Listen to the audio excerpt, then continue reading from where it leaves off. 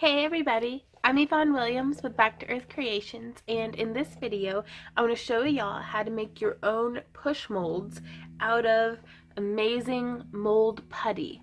This stuff is way easier to use than I thought it would be. Like, for years I've been really daunted at the prospect of making my own molds, and now I'm like seriously addicted. So I'm going to be making my mold using a seashell because that's what I need right now, but I'm sure you could use all different variety of different things to make your mold out of. I'm not overly familiar with the terminology for all of this stuff. I'm sure there's technical terms for all of it, but the thing that you're wanting to make the mold of, like your original piece, could either be hand sculpted, it could be something that you found.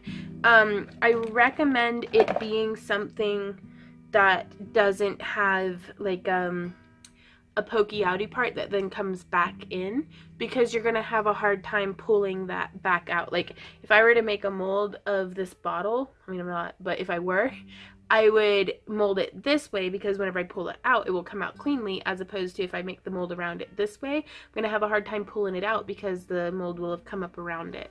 So find stuff that has a good shape and let's get started making a mold of it. So for making this mold, we're going to be using Amazing Mold Putty. It's a two-part molding compound that you add a 1-to-1 ratio of the two different kinds. We have our A and our B. Normally I'm a pretty messy person and I just eyeball it and I'm like, hey, let's just throw this together. Like whenever I'm mixing up color blends and stuff.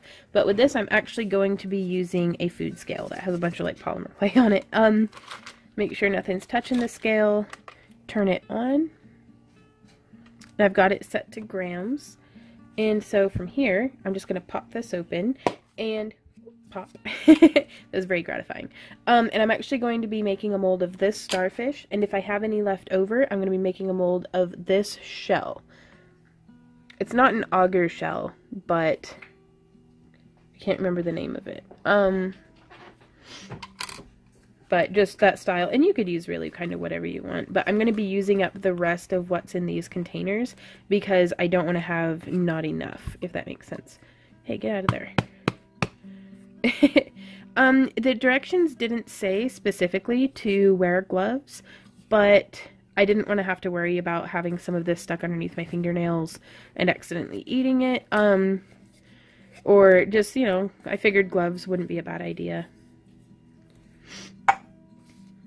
And it also just helps me to feel kind of like I'm not making messes too much as I make messes. So here we've got this glob, and we have a 3-minute working time from the time that we start mixing our globs together. This is at 92 grams. So I'm going to set that off to the side. Let's get this, our A compound, pulled out of the jar. Man, come on, get out of there. There's no smell that I'm aware of. So I don't think you have to worry about it stinking up your house. And this is at 90 grams. So I'm actually going to remove 2 grams worth. There's 2 grams. Okay, so we've got them nice and even. And I am just going to start folding and mixing. I've got 3 minutes, y'all, before it starts to harden up. So we're going to be kind of quick about this. I like to fold and smush. Fold and smush, and fold and smush, and fold and smush, and fold and smush. I mean, this is definitely a lot of fun to play with. Like, check that. There's no reason saying that science can't be fun, even if it's just mixing epoxy compounds. Now I'm not trying to specifically get air bubbles and stuff going on in here, but I am trying really hard to keep everything very thoroughly mixed. I want it a very nice, even color.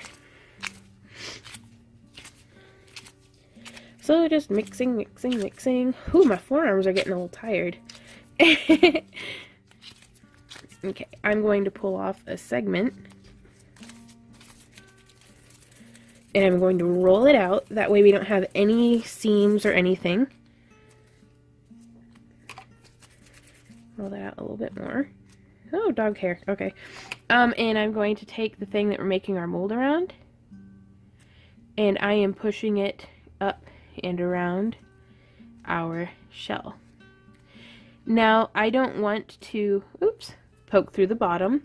You can see here, there, how that poked through a little bit. I'm going to keep that kind of nice and shaped. And also I don't want it to exceed over the top of the shell. So there we are. We have our nice little shape. And I probably used a bit more than what I needed to, but I really don't want to risk having a thin-walled, flimsy, easily broken mold. I see no reason to not just, you know, kind of give it our all.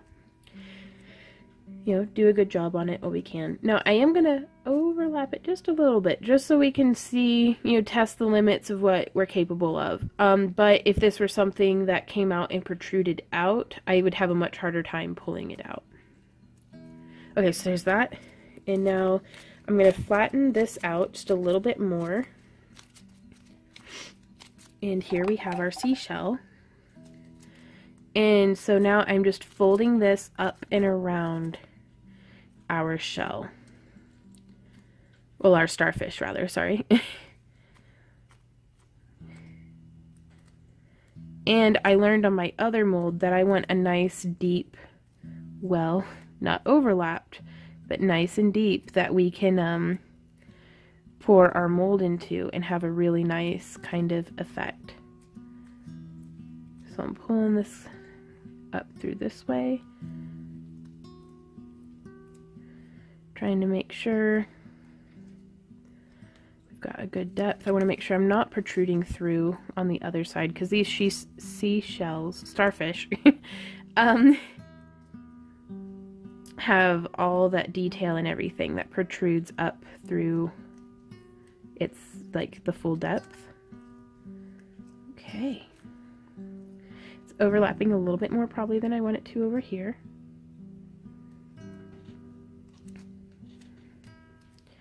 There we go. So you just want to try to do, you know, do your best. I went with starfish because I'm currently working on a costume. A cosplay, I guess. I don't know. It's of an original character. Well, it's of the Zodiac. But there's going to be a lot of starfish on the costume. And I didn't want to have to purchase a whole bunch of starfish that can sometimes be kind of brittle. So yeah, make sure we're not punching through the front at all. There we go. It's not pretty, but I think it'll work.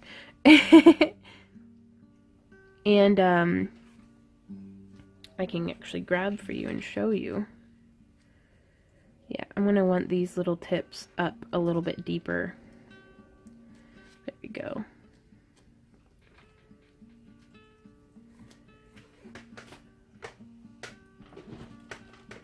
Because I learned on these guys, I wasn't quite able to get very much depth over here on the sides, because otherwise it would leak out through the tip. So that's why I'm making these a little bit different. I'm kind of scooching this over some because I want it to lay as flat as we can get it. It's probably been more than 3 minutes, but it's still letting me sculpt and shape it, so we can kind of test the limits a bit on where that'll get us. And whenever I bake these molds, I just set them directly on the wire rack of my toaster oven. See, it's a little thin right there, so I'm just going to bring some down on the side there and just overlap it. Just trying to get this to sit. Oh, that looks nice. Okay, there we go. And it takes 20, it said 15 to 20 minutes. I like to leave it for 30 before I start to try to demold it. You can see this one's starting to get a little bit of an oil residue. It looks like on the exterior of it. I think it's starting to cure.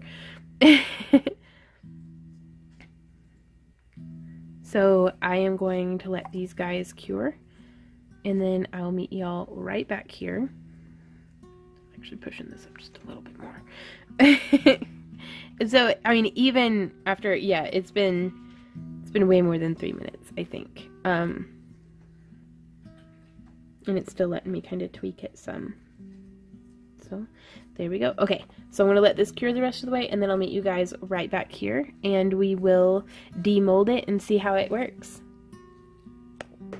So here you can see on my work surface, I've been using this same mold quite a bit.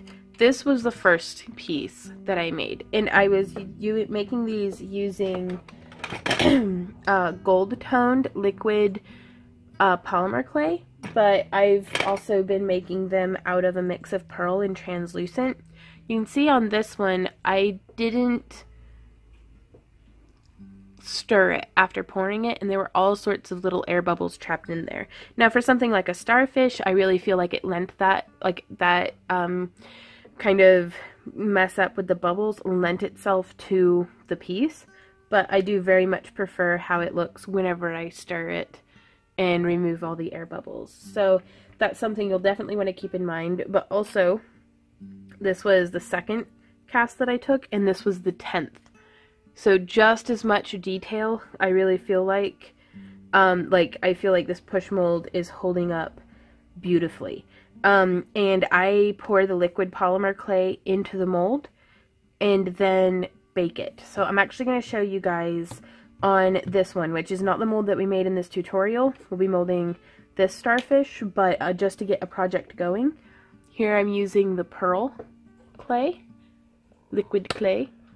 I haven't experimented with pushing my own polymer clay into this as much. I prefer the liquid polymer clay, so that's what I've been using. But again, you just want to make sure to kind of like build it in with in layers. So the way that I'm doing it, and you can see I'm just kind of like squeezing the clay in. I'm actually going to change perspective so that way you guys can get a much clearer look at what we're doing. There we go. And so I like to kind of let it start at the top of the mold and then run down into the crevices. That way it gives us at least a little bit of an edge that we can build on. You can kind of put the nib down into the little holes of the details of the starfish.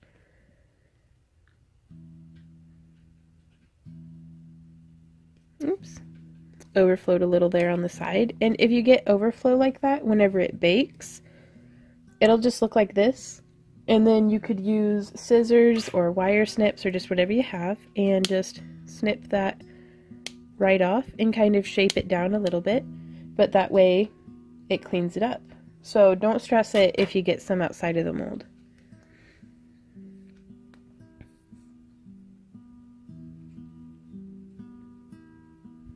But yeah, I'm just going to continue pouring this. I really like the color and texture of the pearl and the gold and the silver liquid polymer clays, but you could use your own translucent liquid clay. And you can see here I actually got just a little bit of dog hair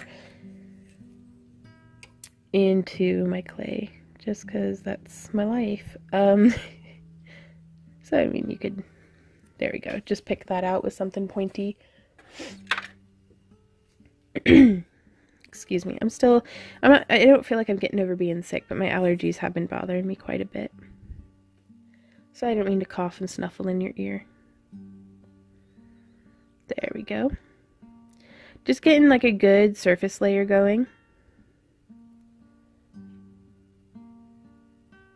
And then from here, now that I have that surface layer of the pearl, I'm going to come through with the translucent.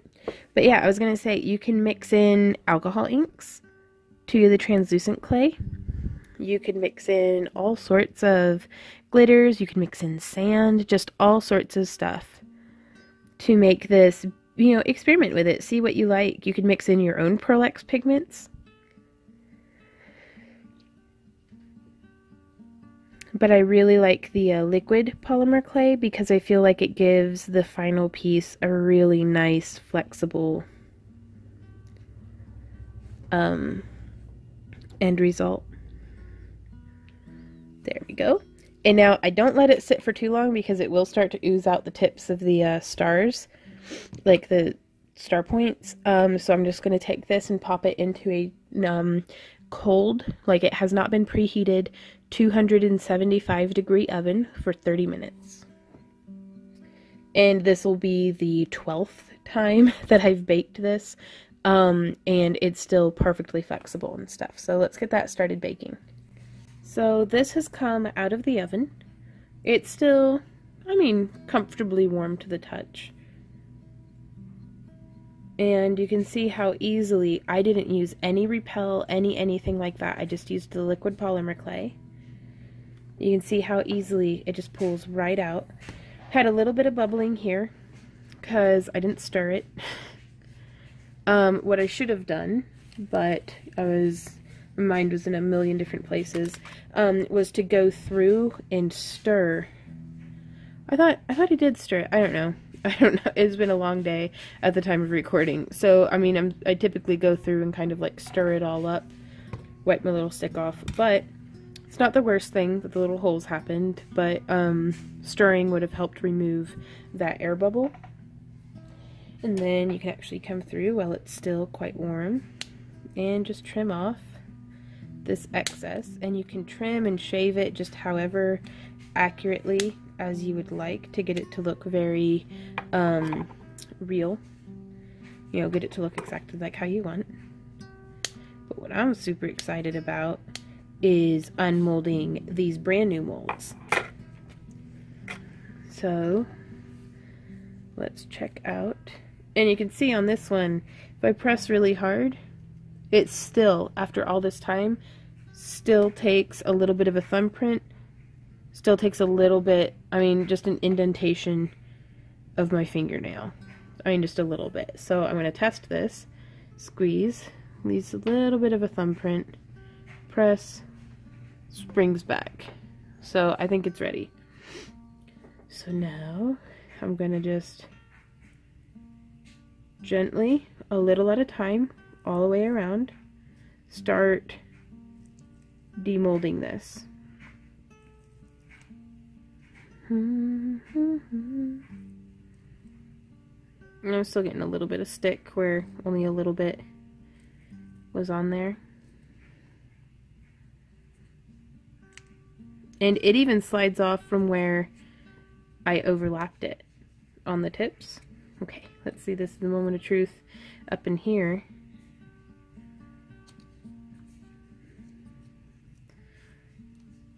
Being quite careful because I don't want to just rip it out. Oh, give me my starfish. Okay, there it goes. Okay. And you see, it took quite a bit of bending. I punctured through in 2 spots. So I think what I might do is go over that, just whenever I'm filling it with liquid clay, pop some regular clay there on the back of it. Oh, that bums me out. Or set it on a tile to where we don't really have to worry about that. But our original starfish is in perfectly good condition, and I feel like this came out phenomenally. Let's see how this one came. Oh boy. Okay. So I'm going to see if we can't do a little bit of wiggling preemptively. Because my goal here was I really wanted to make matching shells for earrings. So I really don't want to crush this shell, but I am squeezing to kind of dislodge it. I'm going to see if maybe I can get in here with... I don't want to break the shell. So again, just opening it up as much as I can. Woo! Well, it came out.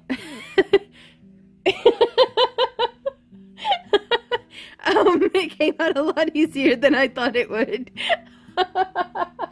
Oh goodness. So there's our little thank you, Randy. Can I have that? Oh, and look at that. It's still in one piece. Thank you, Randy. Oh boy. So now I'm going to test this out by, oof, goodness. Now the problem with this is if I used liquid clay and it's laying on its side like that, it's just going to drip everywhere. So what I'm going to do, I think, is if I have a little metal or cardboard tube or a little glass, like a shot glass, that I could set this in. For now, I'm going to use this, but I will bake it in a shot glass. Not shot glass, shot glass. And I'm using the pearl because I like that color. I'm actually just going to set it up like this because the bottle's running low. Oh, there we go. And I am just going to fill this up. Probably uses a good bit more than what I need to, but that'll be alright. You can see I filled it about, a centimeter away from the top. And now I'm going to take this and I'm stirring it because I want to get rid of those air bubbles. I don't want this to happen again. I don't want little air bubbles. And I apologize if you can hear my washing machine going in the back. We're doing laundry here. And I say we, but Randy's doing laundry here. Look at what I took credit for doing. And I'm just wiping off that excess because again, we can just trim that off. Or just wipe it off. Like that. Wipe and scrape. Get that nice and tidied up.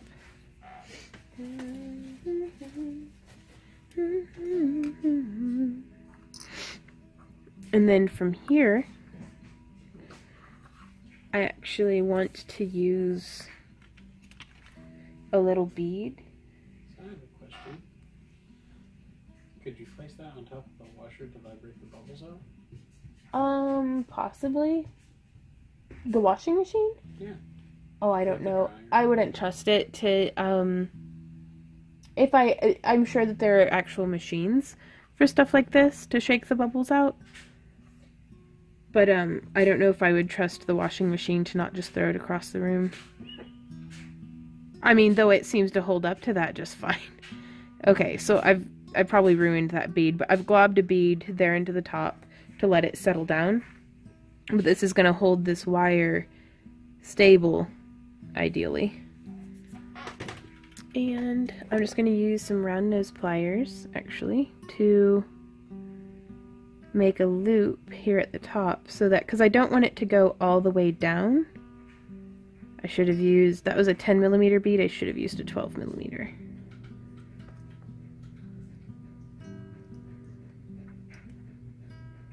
So there's that. And I'm settling that in there. But that bead up at the top is holding everything centered. That way my wire isn't leaning one way or the other. So I'm going to put that in a shot glass and bake it. And then I'm also taking this and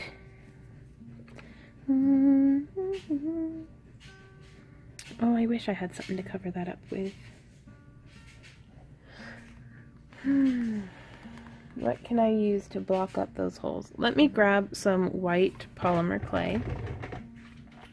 So honestly, too, I don't know how much I would trust corking it with some baked clay. Let me grab some white polymer clay. And so now here on the back side, just to keep it from leaking out everywhere, I'm just smushing up some clay. And now I'm gonna get these clays turned upside down, the liquid clays. I really need to just start storing them like that.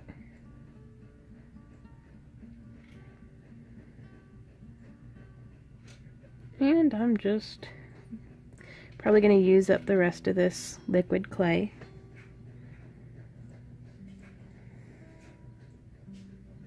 Doing these stars.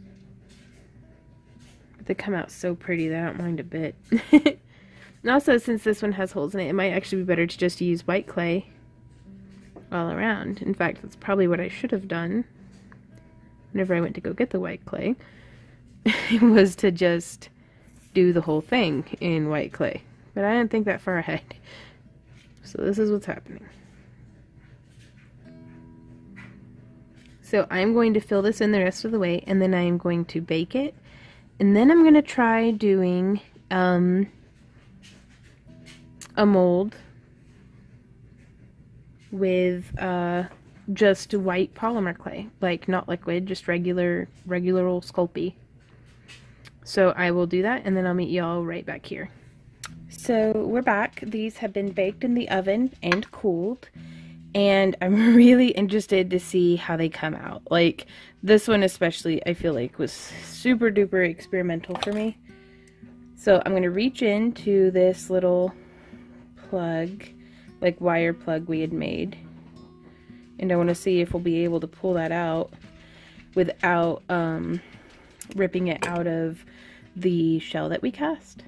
So let's see, getting it a little bit of like pinching and rolling, maybe a little bit of wibble wobble. Nope. Okay, so that's just gonna come pulling. Oh, there it goes. Wow. Okay.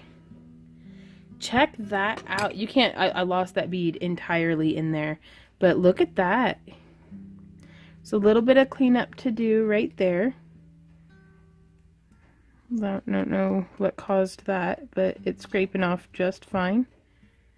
Might have just been a crack on the inside of the mold. But yeah, super cool. I'm very pleased with that.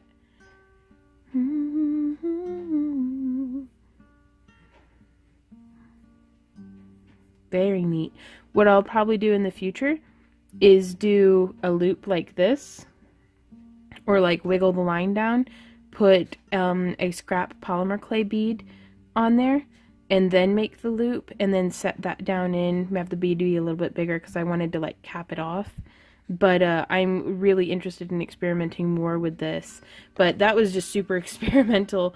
But I'm really pleased with how that came out. Like, that's cool. Let's see how this one works. Woo! Comes off really nicely. And you can see this stayed on pretty well. Peels just right off. And that's what I like about this, is I don't have to worry about the polymer clay sticking. Like, this pops out so easily. And now for the center part. And just pull it. Y'all, look at that. Very neat. A little bit stuck here on the inside. And I lost one of the little tips. Yeah, a little bit of flaking. I think that's alright. But again, with this style of mold, or rather, with what we're making with this style of mold, I think that came out pretty cool. So, yeah. I'm interested in learning a lot more. Obviously, I have a lot to learn, but I'm going to share what I learn with you guys every step of the way. That way we can learn together, because as a beginner, I might be running into stuff that, messing up in ways that people who know what they're doing might not ever run into. And that way we can experience being noobs together. Now also, I wanted to see how, ooh, I need to clean this, how the polymer clay compares to the original. It feels like the polymer clay is going to be a bit heavier. This is 30 grams. And this is 17. So yeah, with the full back, it's much heavier, but I can go like this. And this is after it's cooled completely. Whereas on the original, there's no movement. So I really like that little bit of flexibility, because now I can put it on something and probably contact cement it down to be nice and rounded. So there we are, guys. Hey everybody, thanks so much for hanging out with me during this tutorial. If you have any questions, comments, or ideas, I'd love to hear from you down below. Please check me out on social media if you want to share pictures of what you make, or if you want to post links to, mold making products or sites that you'd recommend. We do Facebook, and then we also have Instagram. Links will be down below. We also do a Patreon campaign where you can pledge starting at just $1 to participate in our giveaways, our monthly craft crates, our digital downloadable content, our behind the scenes pictures. I mean, all the different things that we do here at Back to Earth Creations. So please check us out there, because y'all's generous support over there on Patreon keeps these daily tutorials coming. So, and it also enables us to do our artisan education efforts in person at conventions, where I can teach panels and workshops free of charge to the attendees. So thank you guys so much again for hanging out, and happy crafting. I'll see y'all around. Bye.